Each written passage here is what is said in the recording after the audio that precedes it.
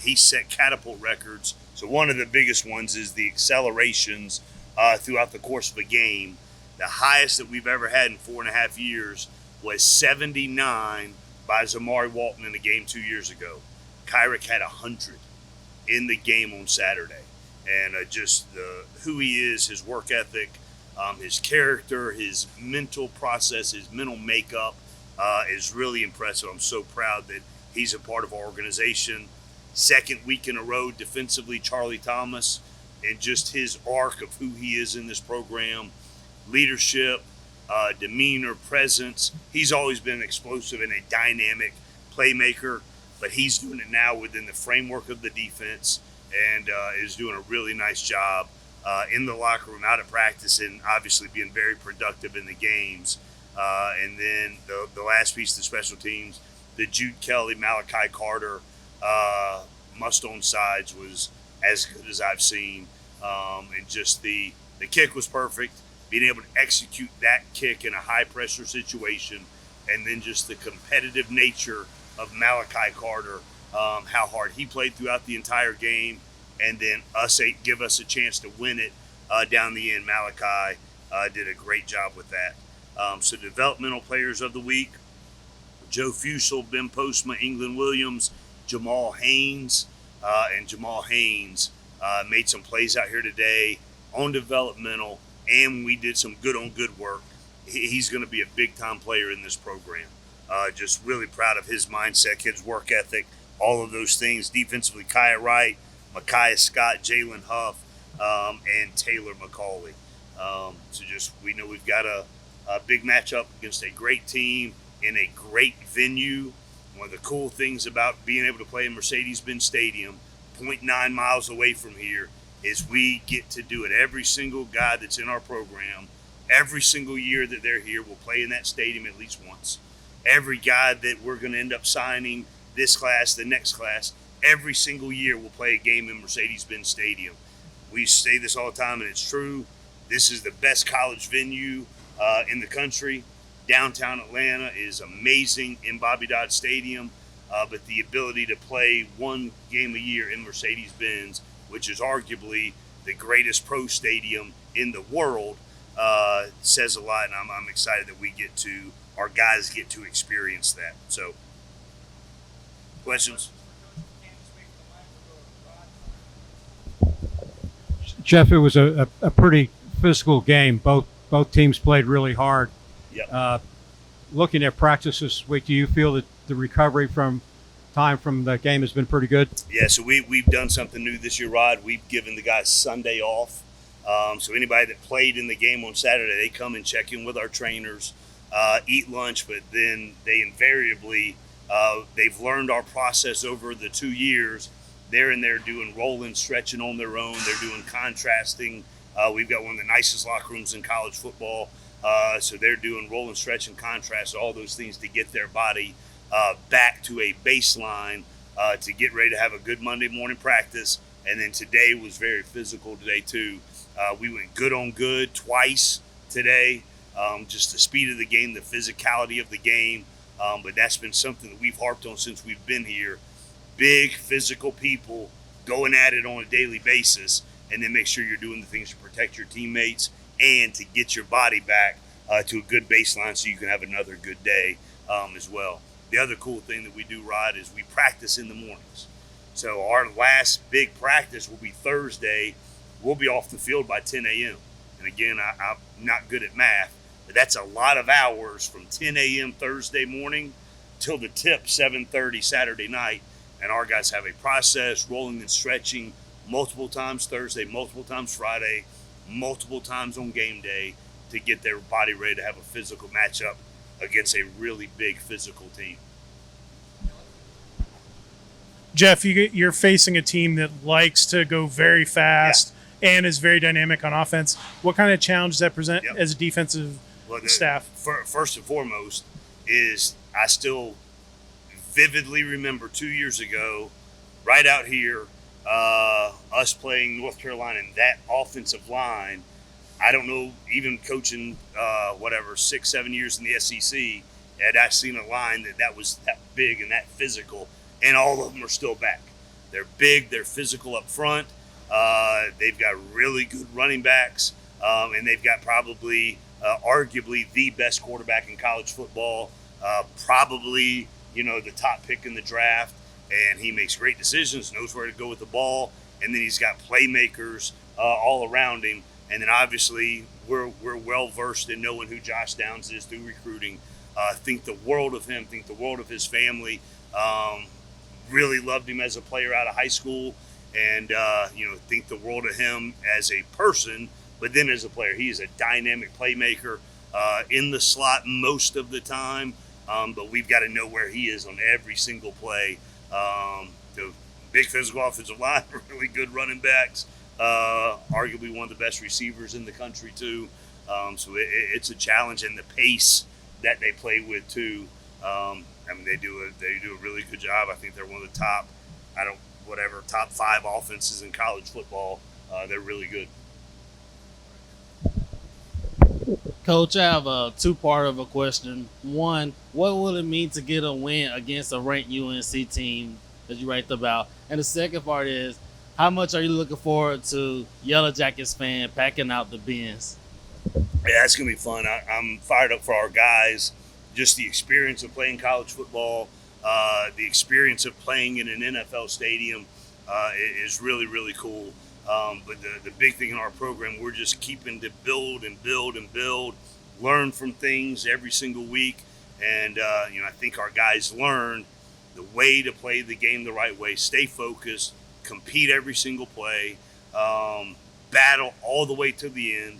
The play 1st and 2 from the 2, coming out, 17 seconds left, and our defense goes out there and forces a fumble, almost scores a touchdown, gets a safety. They never quit. They just kept battling, and they kept playing, and they kept fighting. That's the way you got to play. And I think they've learned it, the way to focus, the way to prepare, the attitude, the mindset, all of those things. And we just have to repeat it week after week after week after week. That's what big-time programs do. And we have fought really hard since we got here to teach a process, to teach the right way to play the game. And now we've got to finish these because we're doing the right things. The guys see it, the guys know it. And now we just got to finish and get some dubs. So, but it's a great challenge. It's a great team. So we just got to be ready to go. Coach Collins, your defense played so well on Saturday, and I think you had over 20 different players that registered at least one tackle. Talk to us about your defensive depth. Yes, that's another thing that we've been preaching, building that depth throughout, especially up front. You look at the catapult numbers from up front. I think probably in a 3-man front, we played probably 11 D linemen, which doesn't happen anywhere else, but that's the way we play. So the guys can come in. They know they can play as hard as they can and know there's going to be somebody else that can give them a blow. And then we just keep rolling wave after wave of big-time players in the game. Noah Collins got his first action, 6'6", 240-pound defensive end. Josh Robinson played a bunch. He's 6'6", 265 right now. Zeke Biggers, 6'6", 350, playing the nose guard, got some good burn. One of my favorite parts of the game was them changing their punt protection for Zeke Biggers. Zeke Biggers is on our punt block team, and he's 6'6", 350, and he can move, and just the way he can affect games, long, big, physical young men that play the game the right way, have a lot of depth. We roll a lot of guys. Caleb Edwards got his first snaps on Saturday. Miles Brooks played a bunch on the back end. So it was really good to see the way we're able to deploy our guys and get a lot of guys burned, and it pays off down the road. And everybody wanted to talk bad or allude to things about our ATL depth chart. That's why we do it. And they're playing at a really high level. We've built depth in this program now, really good quality depth that can come in and roll and play. And the other piece that's cool too is with that amount of depth, we'll roll a bunch of them down to the developmental look team. Even though they're playing on Saturdays, they're going to be down there giving our ATLO line a good look and good reps too throughout the week. We do that across the board. at really every position. But it's good to have really good quality depth in this program.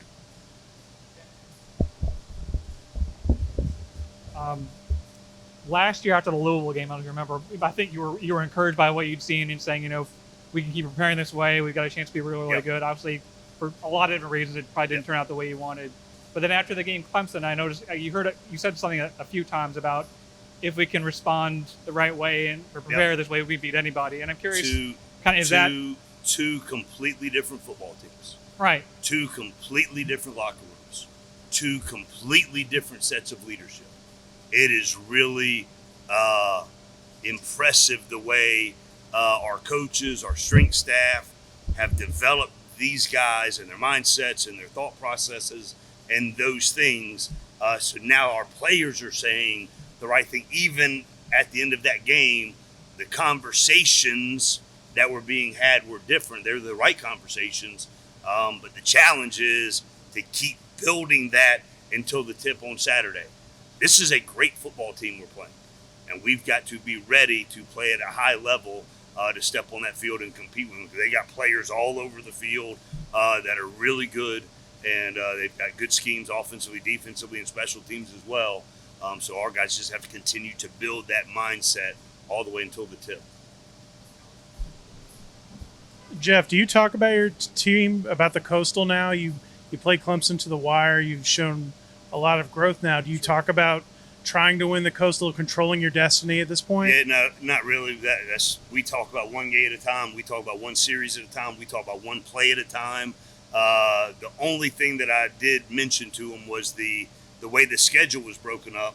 There's 3 games to begin that were not in our division. Then you got 3 straight in our division, then the bye week, 3 straight in our division, then finish with 3 that are not in our division. But it is one game at a time. Cannot get too far ahead. We're still in the building blocks of doing this thing the right way. So there is zero focus other than getting ready to play a big-time North Carolina team. That is the sole focus in our program. And they deserve every ounce of our respect. They deserve every ounce of our focus. And we've got to do that all day, every day, until the tip.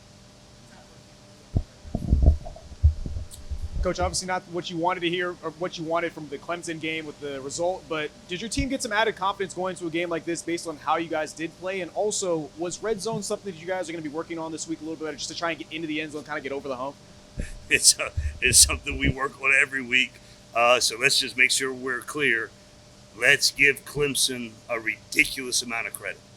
That is one of the best defenses in college football that we went against. They've still not allowed a touchdown. They're 3 games into the season. They've still not allowed the touchdown. We were battling. We were fighting 1 block away from getting in the end zone, but they've got really good players, really good scheme. We do too. But the red zone is an emphasis all the time. The goal line's the emphasis all the time. We do have a couple of other things that we've added now that we've built some confidence. I'm not going to say too much that we can do on the goal line now that we haven't been able to in the past. But just I'll always focus on those things and getting better every single week. But the way we played, the mindset that we had, the preparation that we went through, the focus that the guys were able to maintain throughout the entirety of the game, those are building blocks to be really, really good moving forward. So, Coach Collins, Saturday was the 3rd time in 2 years you've had a big unscheduled break. If you count Tallahassee last year, whatever that was that happened at Syracuse last year, did that experience give you a leg up on how to handle? The kids really looked crisp when they came back out after almost 2 hours. Yeah, it was. It's all different, right? We had a lightning delay in Florida, in Tallahassee after we had started the game. Then we had whatever delay it was right before the tip at Syracuse, and then the delay, and they're all different. But just every time I would get updates, I would grab the whole team. Here's where we are. Here's what you should do with your time until the next.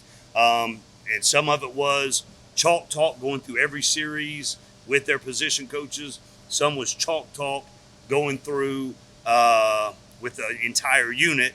And then right before we go out to go back and start the play, called him up again. Aaron Joe, who plays DJ, EJ the DJ as my daughter calls him, he had a song hitting, and I was trying to get the guys up, and the song was hitting so good, I just let it ride. And then the guys started singing or saying or what the song as it was going, and sometimes having emotional intelligence is knowing when to shut up. So I just stood there on top of my chair getting ready to say some really good stuff, but that song was hitting so good and they were vibing so well, I ain't got nothing else to say. Let's go play. Then I think there's some videos from our parents. Our guys go out there to get stretched in the tunnel before they let us go out. The vibe and the energy, all from our players. The maturity, the focus, all from our players. The attitude, the mindset to take the field, all from our players. And that's what you have to do to take the next step to be a big-time program. And I'm fired up for them that they can now do those things. And shout out to Aaron Joe, did a great job. The other person I want to mention, I don't know if he's out here, is Patrick Clancy. I think a lot of people have seen the videos that he's put out on social media. They are ridiculous. What Patrick Clancy also does is there are videos just for our eyes only that he gives to the team, a Friday night video, a focus kind of video, and then right when we get on the bus to go to the game, he shoots out another video to encapsulate the last parts to get ready to play.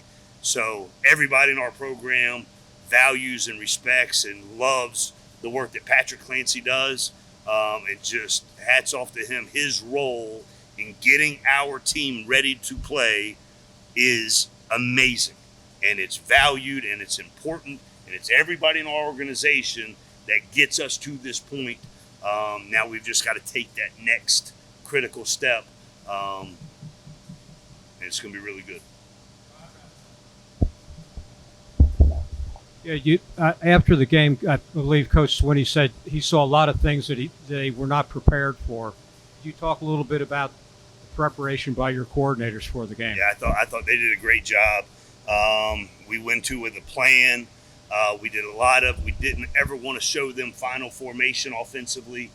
So we did a lot of huddling, a lot of motioning, a lot of shifting to give the final picture late. I thought that helped us a lot. But our guys played physical, moved the chains, saw success in increments of how we're going to play the series. And then defensively, again, Coach Stacker and the defensive staff have worked on our package that we deployed most of the game. And we finally felt it was game ready going into it. But we're still a mix of 4 down. We're still a mix of 3 down. We're very multiple, like even the Kennesaw State game. There wasn't a defense that is out there that we didn't play, and that'll be the case moving forward as well. Multiplicity, getting guys interchangeable out on the field matters to us. So we'll do the same thing, rotating in from 4 down fronts to odd fronts to Okie fronts, bear fronts, all those things that are in our DNA. But the key is the players playing as hard as they can, really good fundamentals, focus, leverage communication, all of those things gotta keep going. All right, thank you, Coach. Thanks, guys.